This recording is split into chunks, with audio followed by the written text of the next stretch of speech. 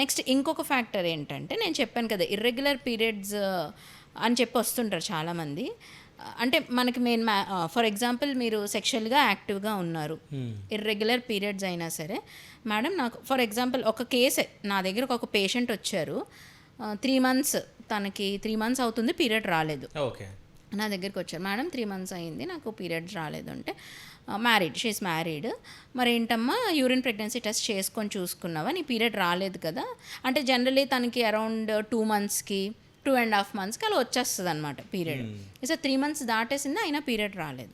మరి నువ్వు చెక్ చేసుకున్నావు అని అడిగితే, లేదు మేడం చెక్ చేసుకోలేదు అని అన్నది. ఎందుకు చెక్ చేసుకోలేదంటే, ఎందుకంటే నాకు ఎప్పుడు ఇర్రెగ్యులర్గానే ఉంటుంది, అలానే మిస్ అయిందేమో పీరియడ్ అని నేను అనుకున్నాను అని అన్నది.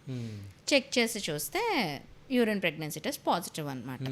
So she was pregnant. అది అంటే అనుకుంటారు ఇర్రెగ్యులర్ పీరియడ్స్ కదా నాకు ప్రెగ్నెన్సీ రాదు అని, but they are chances, irregular periods ఉన్నా ప్రెగ్నెన్సీ వచ్చే ఛాన్సెస్ ఉంటాయి.